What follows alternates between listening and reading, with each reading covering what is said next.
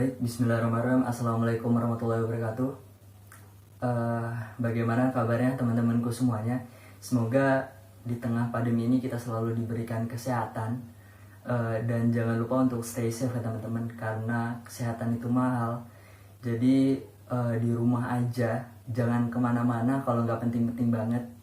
Jadi izinkan saya memperkenalkan diri. Nama saya Setiawan Adi Perdana, NPM 17130520200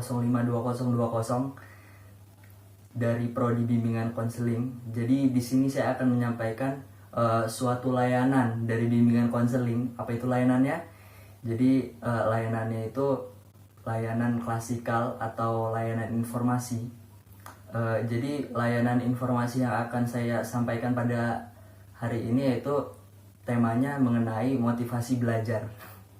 Pasti banyak ya teman-teman semua yang banyak nih punya permasalahan tentang motivasi belajar gitu. Kok gue ini kayaknya untuk numbuhin motivasi belajar itu susah banget gitu. Nah, jadi kita bahas dulu ya mengenai motivasi belajar ini. Kita bahas dulu dari pengertiannya. Apa sih motivasi belajar itu? Jadi motivasi itu merupakan serangkaian usaha untuk menyediakan kondisi-kondisi tertentu. Dan ini biasanya dilakukan untuk mencapai tujuan tertentu, tujuan baik seperti itu. Dan ketika seseorang itu tidak suka, jadi seseorang itu akan melakukan berbagai cara untuk merubah dirinya agar suka gitu. Mau tidak mau harus dijalani untuk mencapai tujuan tertentu itu. Nah, seperti itu. Dan belajar itu merupakan kondisi kita untuk mencapai perubahan yang lebih baik seperti itu, untuk mendapatkan wawasan yang lebih luas. Nah, seperti itu. Jadi teman-teman kan banyak yang bertanya nih, Kak, saya ini udah nyoba nih, gimana sih cara numbuhin motivasi belajar itu, tapi susah banget gitu Kak. Nah, di sini kakak akan membahas nih faktor-faktor yang mempengaruhi motivasi belajar. Faktor-faktornya apa aja sih Kak? Nah, jadi ada beberapa faktor, yaitu faktor dari internal atau dari dalam diri kita, dan eksternal dari luar diri kita. Nah, kalau faktor dari internal kita itu apa aja sih Kak? Nah, itu berhubungan dengan kemauan kita.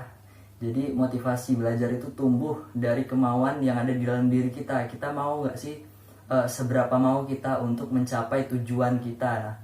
Nah, misalnya saya ingin mendapat ranking 1, saya ingin sukses gitu. Jadi di dalam diri kita ini harus menumbuhkan kemauan gitu untuk mencapai tujuan, untuk sukses itu bagaimana sih caranya. Nah, kayak gitu. Kemudian tadi kan internal udah nih. Nah, selanjutnya ada eksternal atau dari luar diri kita. Nah, kira-kira yang dari luar itu apa aja sih Kak? Nah, bisa jadi orang tua, bisa jadi pacar kalian nih. Nah, tapi pacarannya yang positif ya. Nah, yang ketiga ini bisa jadi teman-teman kalian, pokoknya orang-orang di sekitar kalian seperti itu. Jadi kalau bisa kalian itu mencari lingkungan yang positif buat kalian, yang bagus gitu, untuk bagi diri kalian itu menentukan masa depan kalian seperti itu, agar kalian itu bisa termotivasi gitu. Jadi kalau misal kalian temennya misalnya nakal gitu, suka merokok, apalagi suka narkoba tuh. Nah, untuk mencapai cita-cita kalian tuh bakal sulit. Untuk menumbuhkan motivasi dalam diri kalian itu bakal sulit. Nah, itu dia tadi faktor-faktor yang mempengaruhi dari motivasi belajar itu apa. Nah, itu kira-kira. Nah, kalau kalian bilang, Kak, kami kan faktor-faktor untuk mempengaruhi motivasi belajar itu kami udah tahu nih Kak. Nah, kira-kira kakak ini ada nggak sih tips untuk meningkatkan motivasi belajar? Nah, jangan khawatir, nanti kakak kasih tahu tips-tipsnya itu gimana. Jadi tips yang pertama itu yaitu kalian harus bergaul lah dengan orang-orang yang senang belajar. Kenapa sih Kak begitu? Nah, jadi ketika kalian bergaul dengan orang-orang yang senang belajar, kalian juga bakal ikut seperti mereka gitu. Kalian bakal senang belajar. Nah, lain halnya dengan kalian bergaul dengan orang-orang yang males belajar, nakal, dan suka main game aja. Nah pasti kalian berpikiran bahwa ngapain sih gue ini belajar sungguh-sungguh, males, mending gue main game aja. Nah dari situ kalian bakal sulit menumbuhkan motivasi belajar kalian. Jadi bertemanlah dengan orang-orang yang senang belajar. Nah selanjutnya tips yang kedua nih, ada belajar apapun. Kenapa begitu? Nah kalian pernah gak sih mendengar peribahasa jadikan setiap tempat itu sekolahan kalian dan jadikan setiap orang itu sebagai guru kalian. Nah kenapa begitu? Jadi kalian itu dalam menuntut ilmu itu tidak hanya dari sekolahan saja, namun bisa dari siapapun, nggak cuma dari guru doang. Jadi ketika kalian ketemu seseorang nih, kalian buat apa sih gua nih belajar dari dia, dia juga bukan guru gua. Nah jangan begitu. Dari seseorang tersebut mungkin kalian juga bisa mendapatkan ilmu yang nggak bakal kalian bisa dapat gitu di sekolah. Dan ya seperti itu. Nah dari situ ketika kalian membuka wawasan belajar kalian, nah kalian ini bisa menambah wawasan kalian gitu, nggak cuman hanya belajar di sekolah aja. Nah yang ketiga ada belajar dari internet. Kenapa sih kak begitu? Nah kita kan tahu tuh internet itu luas ya wawasannya. Jadi ketika kalian ketik nih sesuatu di Google tentang pengertian, misalnya pengertian motivasi belajar nih, nah nanti kalian tuh bakal menemukan gitu pengertiannya apa, faktornya apa, bagaimana sih cara meningkatkan motivasi belajar. Jadi semua itu ada di situ. Jadi jangan kuper-kuper amat lah, gunain internet sebaik mungkin. Nah itu asal jangan digunakan untuk yang enggak ya, yang negatif ya. Yang penting selalu positif. Nah selanjutnya bergaulah dengan orang-orang yang berpikir optimis dan positif. Nah seperti itu.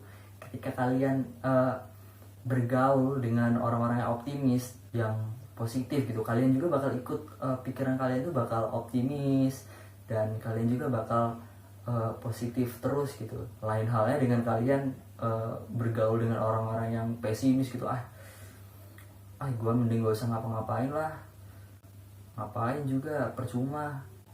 Atau yang negatif gitu, yang narkoba, yang seks bebas segala macam gitu, itu bakal mempengaruhi kalian banget gitu. Jadi lingkungan itu sangat mempengaruhi perilaku, pola pikir kita kayak gitu. Jadi ketika kalian bergaul dengan orang-orang yang baik gitu, insya Allah kalian juga bakal jadi baik. Nah selainnya ketika kalian bergaul dengan orang yang jahat kalian juga bakal jadi jahat gitu. Nah tadi kan yang keempat udah. Nah selanjutnya yang kelima nih, yaitu cari motivator. Nah kenapa sih begitu kak? Nah kalian ini harus gitu mencari motivator. Walaupun kalian juga bisa sendiri untuk memotivasi diri kalian dan mencapai tujuan kalian, namun motivator ini penting untuk kalian. Nah contohnya kira-kira apa sih kak? Misalnya kalian mengidolakan sesuatu nih, misalnya pemain bola siapa gitu, atau pengusaha yang sukses seperti Bill Gates tuh. Nah ketika kalian punya idola, kalian juga bakal termotivasi gitu, ingin seperti dia. Wah gue ini ingin jadi dia, kira-kira gue harus usaha keras nih untuk mendapatkan kemauan gue jadi seperti dia. Nah seperti itu. Atau juga bisa jadi orang tua kalian sih bisa dijadikan sebagai motivator. Nah ketika kalian melihat ayah kalian, wah ayah saya ini sukses, saya ini ingin jadi seperti ayah saya, seperti itu, ingin membahagiakan keluarga saya, seperti itu. Nah kira-kira udah tuh tentang pengertian, tentang faktor-faktor, tentang tips-tips untuk meningkatkan motivasi belajar.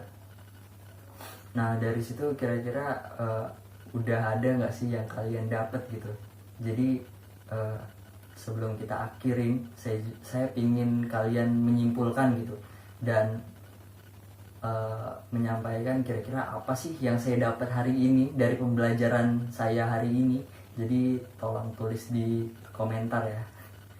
Jadi, nah nggak terasa ya, udah sampai kita pada akhir acara kita pada hari ini. Jadi semoga apa yang saya sampaikan tadi dapat bermanfaat buat kalian semuanya. Semoga kalian dapat termotivasi lagi dalam belajar, dan saya di sini sebagai penyampai informasi. Jika ada salah kata saya mohon maaf kepada kalian. Mungkin itu saja dari saya. Wassalamualaikum warahmatullahi wabarakatuh.